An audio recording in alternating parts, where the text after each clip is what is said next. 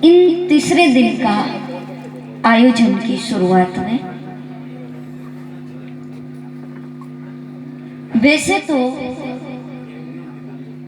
हर सत्कर्म का प्रारंभ दीप प्रागट्य से होता है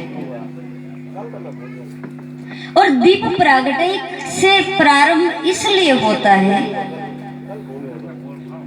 कि कहीं भी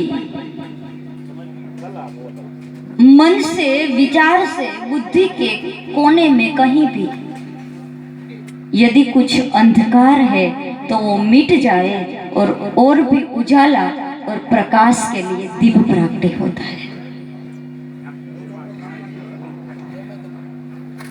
और हर कार्य की शुरुआत, हर सत्कर्म की शुरुआत संकल्प से होती है। इस यज्ञ का नाम ही महाकाली संकल्प सिद्ध यज्ञ।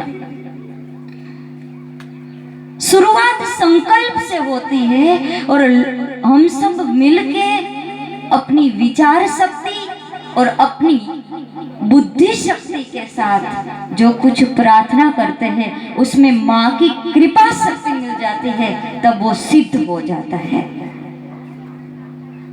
तो इस संकल्प को साकार कैसे किया जा सकता है? इस संकल्प को साकार करने के लिए आवश्यक ये है कि कहीं ऐसे संकल्प में कई सूत्र ऐसे हैं जिन सूत्रों पे हमें अवश्य ध्यान देना चाहिए। संकल्प के इन सूत्रों में से पहला सूत्र ये है कि हम सत्यमेव जयते के आधार पर जीवन जिएंगे, यानी कि सत्य को लेकर चलेंगे।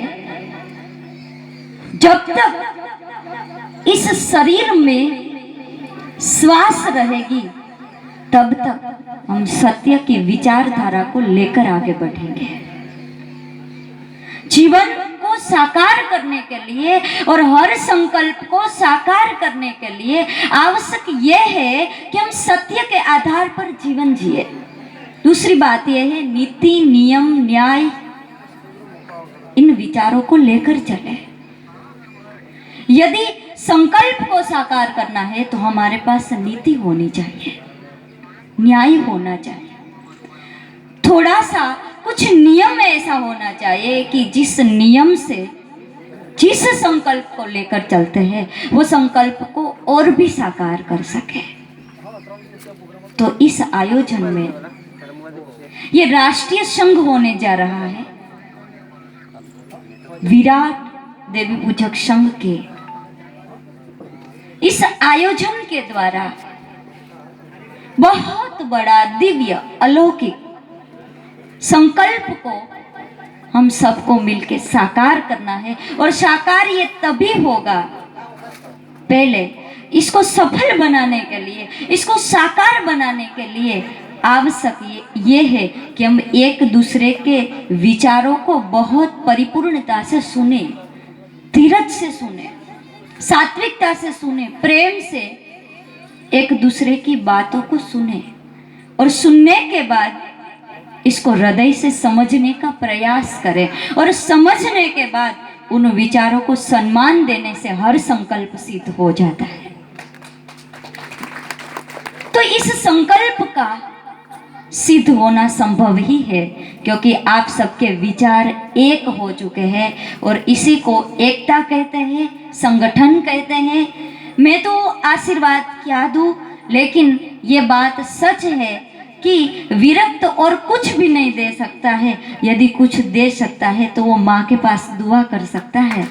मैं माँ के पास दुआ करती हूँ, प्रार्थना करती हूँ कि आपका ये संकल्प और भी सिद्ध बने और आप सबके विचार एक बने, एक संगठन बने और हमेशा आप ऐसी विचारधारा के साथ उन ऊंचाई तक जाओ जहाँ से कोई पहुँच भी न सके। ऐसी ऊंचाई तक आप जाओ, ऐसी विचारधारा के साथ माँ में आदि शक्ति महाकाली को और अधिष्ठात्री माँ महाभुवनेश्वरी राजराजेश्वरी को प्रार्थना करती हूँ कि आपका ये संकल्प सिद्ध करें। सर्वे भवन्तु सुखिनः, सर्वे सन्तु निरामया, सर्वे भद्राणि पश्यन्तु, माँ कश्चित् दुर्भाग् भवेत्। परमात्मा आदि शक्ति सद्गुरु आपके जीवन में संतोष, संतुष्टि, धन, हमेशा आपका शुभ विचार बना रहे। हमेशा खुश रहो, आनंद में रहो और ऐसे संकल्प रूपी आयोजन हर बार करते रहो और ऊंचाई की ओर जाते रहो। शुभेच्छा। जय माता जी, जय श्री राम।